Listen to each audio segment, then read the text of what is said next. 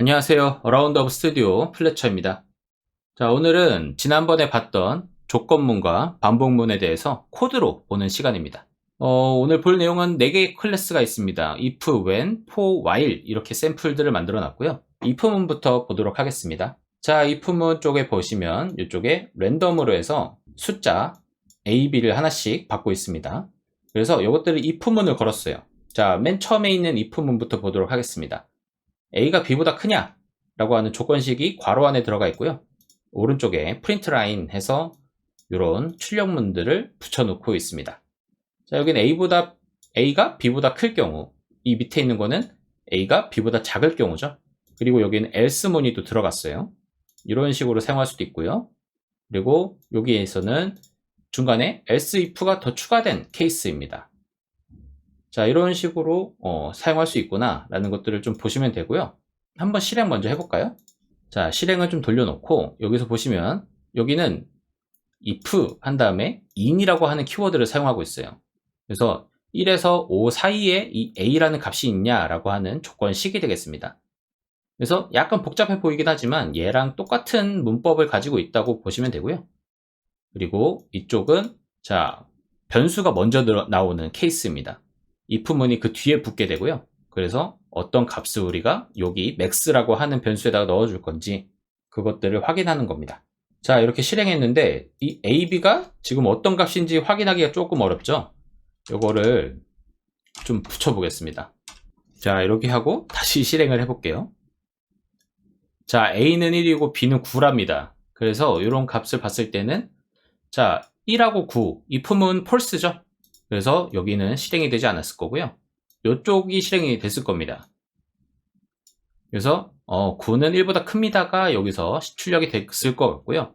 그 다음은 여기도 똑같은 구문이니까 똑같은 게 또 반복되는 거고, 그 다음에 여기서는 A의 값이죠. A는 1이니까 1에서 5 사이에 들어가서 이 A는 1에서 5 사이입니다가 나오는 거고, 그 다음에 이쪽에 if문이 들어갔죠. 자, B는 9니까 9가 더 큰 상황이죠. B가.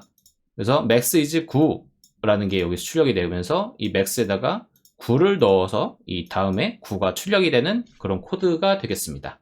보시면서 이해 안 되는 부분 있으면 언제든지 댓글로 남겨주시고요. 자, 그 다음은 when입니다. when은 자바 언어랑 비교를 해보면은 스위치랑 비슷한 코드라고 보시면 돼요. 그래서 여기서 마찬가지로 A랑 B에 랜덤한 값을 넣고 있고요. 그 다음에 이 A가 어떤 값이냐에 따라서 출력되는 게 좀 달라질 거고요. 이 다음번에도 A랑 B를 뭐 이렇게 비교하는 이런 비교문을 좀 넣어서 출력을 해보고 있는 그런 코드가 되겠습니다. 자, 이렇게 실행을 해보니까 A랑 B가 무슨 값인지 모르겠지만 여기에 나오죠? when문에서 하나 출력이 됐어요. A는 3이라고 합니다. 여기에 걸려서 나온 것 같고요. A는 실제로 3이라는 값이 나왔을 것 같습니다. 그 다음에 여기서는 요게 출력이 됐죠. 그러니까 B가 지금 무슨 값인지는 정확하게 모르겠는데 이 B는 A보다는 큰 값이구나. 그러니까 3보다 큰 값이구나. 이렇게 볼 수 있겠습니다.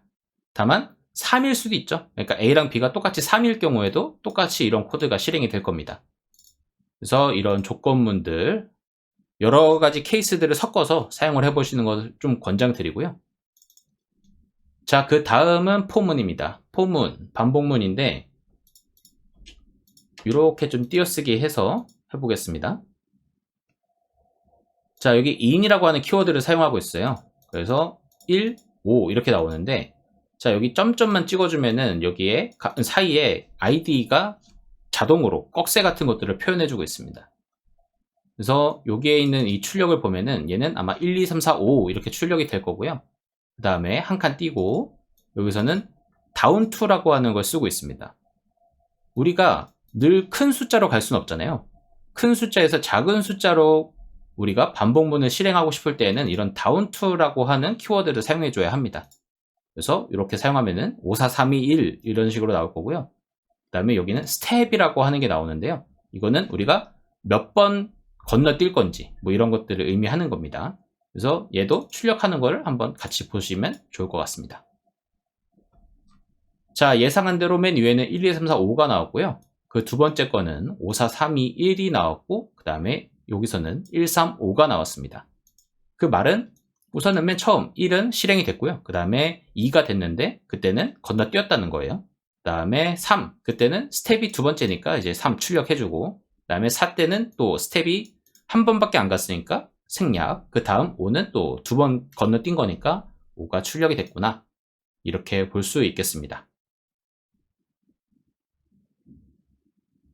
이게 만약에 자바 코드였다고 하면 이런 식으로 해야 됐을 거예요.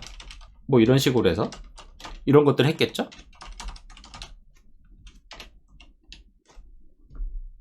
짝수일 때는 건너뛰어라, 뭐 이런 명령어들을 아마 입력을 했을 겁니다. 이거를 우리가 좀 더 편하게 사용하라고 이런 식으로 스텝, 다운 투 이런 것들을 알려주고 있는 것 같고요. 자, 그 다음 while문입니다. 여기서는 a라고 하는 값에다가 랜덤한 숫자를 하나 받았고요. 그 다음에 얘가 0보다 크다, 그러니까 양수일 경우에 계속 반복하는 그런 코드를 만들어 놨습니다. 그리고 여기 안에는 if문 같은 게 들어가 있네요. 자, 그 다음 여기서는 또 b에다가 또 랜덤한 숫자를 받았고요. 그 다음에 출력해보고 그 다음에 3으로 나누어서 나머지가 0인 거, 이런 것들을 체크하고 있네요. 그랬을 때 브레이크 이런 것들이 걸리는 걸 확인을 해볼 수 있습니다. 여기는 컨티뉴가 있고요. 자, 컨티뉴와 브레이크, 이거는 제가 장표에서 따로 설명드리진 않았는데 우리가 반복을 하다가 어느 시점, 그러니까 우리가 뭔가 1에서 100까지 들어가 있는 어떤 숫자가 적혀 있는 공을 어떤 상자에 담아요. 그러고서 계속 꺼내는 거예요. 그럼 이거를 우리가 코드로 짠다고 하면은 포문에다가 1부터 100까지 이런 식으로 걸겠죠. 근데 그 중에서 우리가 55라고 하는 숫자가 나오면은 우리가 원하는 걸 꺼냈으니까 이제 종료해도 되는 그런 케이스라고 예를 들겠습니다. 그러면 우리가 55가 나왔어요. 55가 나왔다 하고서 끝내야 되는데 이게 100까지 우리가 잡아놔가지고 100번을 계속 우선은 원하는 목적을 달성했는데도 계속 뽑아내야 되는 겁니다. 이러면은 컴퓨터의 리소스 측면에서 보면은 우리가 리소스를 조금 낭비한다, 이렇게 볼 수 있겠죠.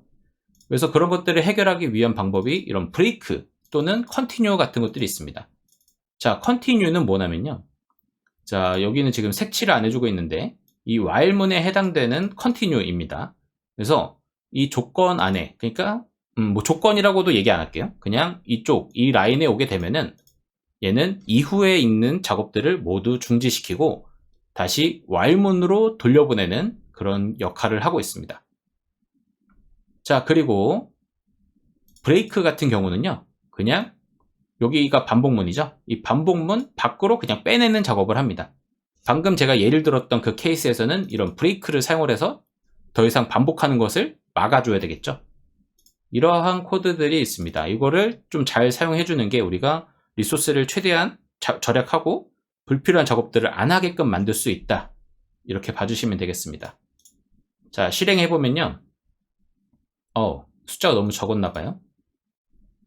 자, 이렇게 해서 보면은, 자, A에 무슨 숫자가 들어갔는지 모르겠지만 뭐가 나왔어요. 자, 그 다음 5가 출력이 됐습니다. 여기서는 프린트가 한 번 안 됐으니까 else로 바로 넘어왔다고 봐야겠죠. 자, 여기에서 이 A, %2는 2로 나눈 나머지가 0이냐 라는 건데 5는 1이 남죠. 그래서 1로 바로 넘어온 것 같고요. 자, 5가 됐고, 자, 4일 경우에는 4는 짝수야, 2는 짝수야, 뭐 이런 식으로 표시를 해주면서 5, 4, 3, 2, 1을 여기서 반복을 돌린 것 같습니다. 자, 그 다음은 또 B인데요. 여기서도 어떤 특정 숫자가 왔겠죠. 아마 8이 온 것 같습니다. 그래서 이 do while이잖아요. 그래서 do가 먼저 실행이 됩니다. 그래서 여기에 8이 출력이 됐고요. 쭉 여기서 나머지를 또 계산을 해보니까 8은 3으로 나눴을 때 2가 남죠. 그래서 요거는 if문이 false네 하고서 그냥 넘어갔고요. 그 다음에 b 증감연산자죠. 이걸로 숫자를 하나씩 낮춥니다. 그 다음 7, 6 이렇게 왔는데 6을 출력하고 나서 보니까 여기서 6 나누기 3 하면은 나머지가 0이죠. 그래서 브레이크 하면서 여기 브레이크가 걸린 겁니다. 그리고 여기서 브레이크가 실행되면서 더 이상 반복을 하지 않았다라는 것을 확인을 할 수 있죠. 이런 식으로 사용하는 게 이런 키워드다라고 봐주시면 되겠습니다. 자, 요거 이 컨티뉴는 제대로 우리가 효과를 못 봤잖아요. 한 칸만 더 올려서 보겠습니다. 자, 여기 보면은 더 이상 도달하지 않는 코드라고 나오죠. 잘못된 코드예요, 이 방식은. 그래서 아마 맛이 갈 겁니다. 자, 쭉쭉쭉쭉 하면서 6이 계속 반복됐죠. 자, 맨 위에 지금 이미 값이 날아가 버린 것 같은데 만약에 A가 6으로 들어왔어요. 그럼 여기서 바로 0이 됐겠죠. 그런 다음에 6은 짝수야, 이렇게 출력이 된 겁니다. 그 다음에 컨티뉴가 됐는데, 컨티뉴 했을 때 이 A-를 거치지 않기 때문에 또 다시 이 첫 줄로 왔을 때 A는 그대로 6인 상황인 거예요. 그래서 또 6이야 하면서 컨티뉴가 계속 반복되는, 이렇게 되면은 지금은 뭐 컴퓨터가 좀 버텨주긴 했지만 나중에 이게 터져버리게 될 겁니다. 컴퓨터가 실제 터지는 건 아니고 이 애플리케이션이 더 이상 동작할 수 없는 상태로 빠진다라고 봐주시면 될 것 같습니다. 그래서 이런 것들을 사용할 때는 그런 우리가 이 논리적으로 오류가 없는지 이것들을 잘 체크해서 사용하셔야 되고요. 지금 이런 간단한 것들은 IDE에서 잡아주니까 이런 색칠이 되면은 왜 색칠이 되지? 하면서 한 번씩 봐주시는 걸 더 추천드리겠습니다. 자, 이렇게 해서 오늘 볼 내용은 다 본 것 같고요. 다음번에도 이제 또 코틀린 기초 내용들을 다룰 건데 어느 정도 진도가 빠지게 되면은 아마 지금 다음번이 클래스 이런 객체 같은 것들을 좀 다룰 거예요. 그걸 다루고 나면은 스프링부트랑 같이 병행해서 영상을 만들어 볼까 생각하고 있습니다. 그러니까 좀 우리가 활용할 수 있는 수단 어느 정도 수준까지는 올라와야지 우리가 스프링부트에도 코틀린 써보고 하는 거니까 조금만 참고 계속 따라와 주시면 좋겠습니다. 그럼 오늘 영상은 여기서 마치도록 하겠습니다. 그럼 오늘도 좋은 하루 되시길 바라겠습니다. 감사합니다.